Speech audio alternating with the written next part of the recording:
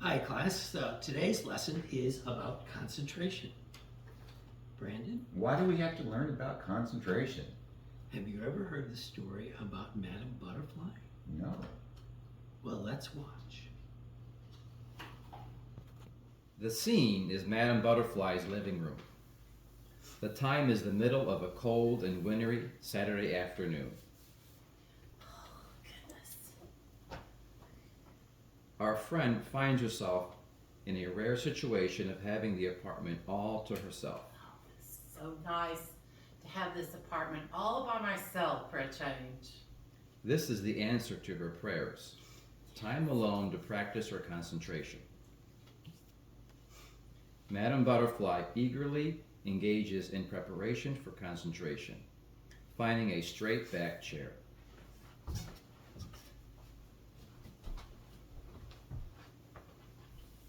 No sooner has the chair touched her, as she touched the chair, she exclaims, "This seat is too hard. This seat is too hard. I should find a pillow." I should find a pillow. There's one. Wow. She finds one the right That size was perfect. and sinks down upon it. Just a perfect size. Then Mother Butterfly notices the chair squeaks. Oh no. The chair's squeaking. Oh my goodness. Transferring the pillow and body to another chair, she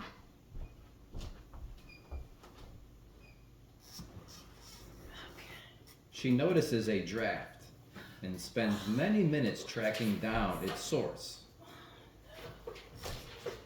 There it is. Turn that off.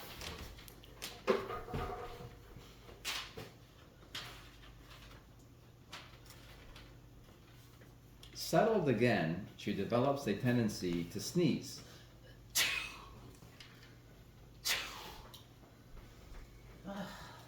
And finds she must retrieve her handkerchief, which she dropped earlier next to the first chair. Oh, there's my handkerchief.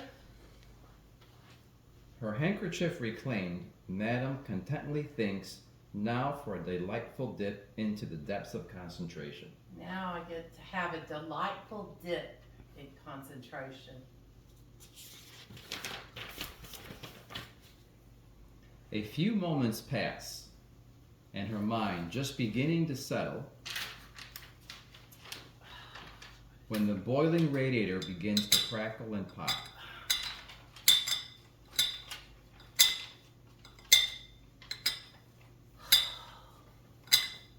That is annoying. In disgust, Madame Butterfly jumps up and roughly chokes the radiator's annoying voice.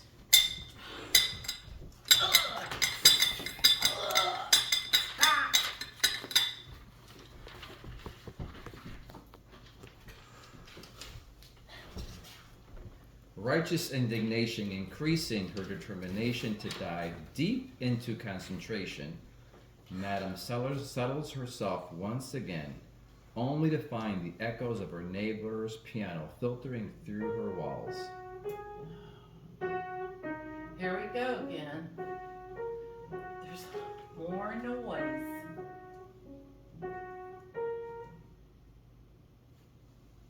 Madame Butterfly is now both mad and disgusted. She considers pounding on the wall, but after all, it is the middle of the afternoon, and her neighbor has the right to play her own piano.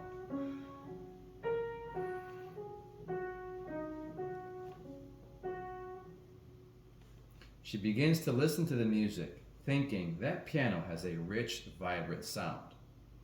Our friend then recalls other pianos she's heard. She remembers the pleasant days when she was a child and how she would dance while her grandmother played festive tunes popular in her own youth.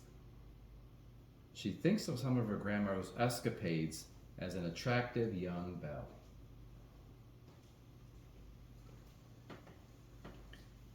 One thought leads to another, until suddenly Madame Butterfly remembers her original purpose of concentration.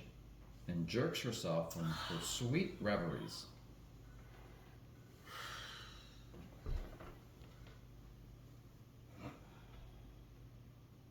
She tries to assume the saintly dignity of a veteran yogi, reprimanding her body and mind for its restlessness.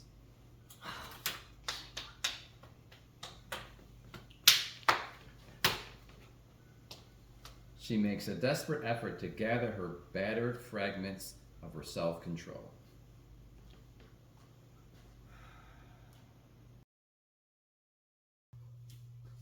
Her eyes hardly close when the telephone rings. I will not answer it, she thinks. But the insistent caller does not give up. Madame Butterfly begins to doubt her wisdom. It might be an important call. So she gets up and answers the phone. Hello? Oh, you have the wrong number. Don't call here anymore.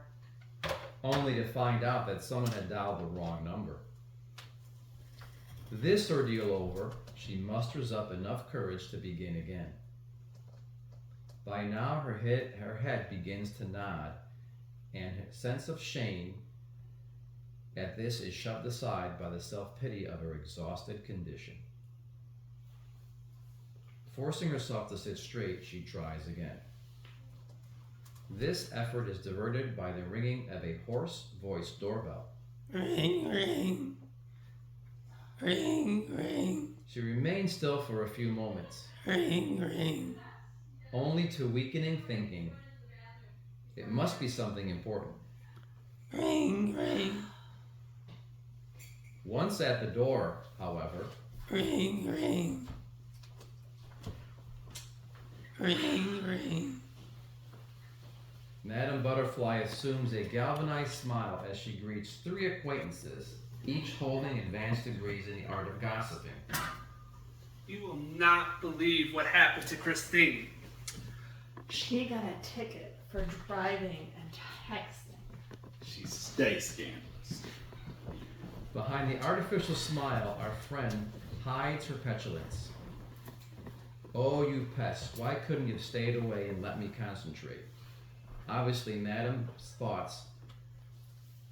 3 visitors enter busy themselves, raking and prodding in everyone else's dirt heaps, secure to the knowledge that for the moment there's a keep off sign on their own. Yeah, so Christine got pulled over for texting and driving. Wow. Mm-hmm. Seriously? Yeah. She got a huge ticket. Know how much? And you know the worst part? It was out of state. Everybody knows you're not supposed to do that. Wow. Like, who does that? Yeah. Yeah. Yeah. Really happened. I would like to know if y'all ever driven and texted at the same time. What? We should probably Yeah, head out. I think it's time to go. We'll see you next week. Yeah. Bye. Madame Butterfly laughs pleasantly, and 3 hours slip away before she has the relief of closing the door behind these unwanted guests.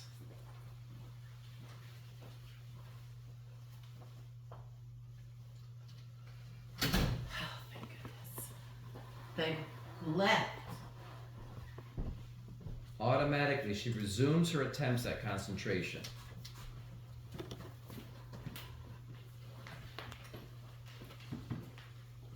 Now her attention is mobbed by memories of leaking radiators, pianos, telephone bells, gossipy tidbits. Did you hear about Christine? Sting. Helpless to the invasion of her own thoughts, Texting and driving. Madame looks at her watch. Out of state. Stay. Ticket. With a resigned sigh, she rises and starts to the kitchen to prepare supper.